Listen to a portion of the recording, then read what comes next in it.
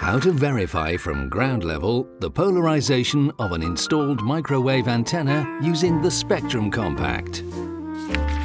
1. Attach a coax to waveguide converter to the Spectrum Compact using a coaxial cable. 2.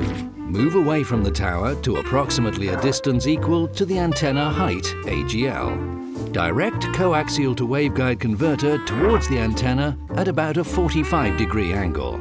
Coaxial to waveguide cable works as low-gain antenna. 3. Enter the center frequency of the desired channel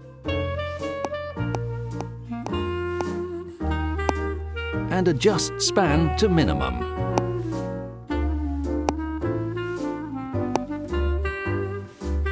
4. Turn waveguide to coax converter to a vertical polarization and do the measurement while pointing towards the antenna.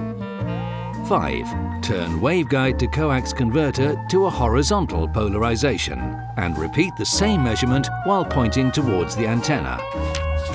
6. Compare the results. The highest signal corresponds to the actual polarization of the antenna. SAF Spectrum Compact, designed with field engineer in mind.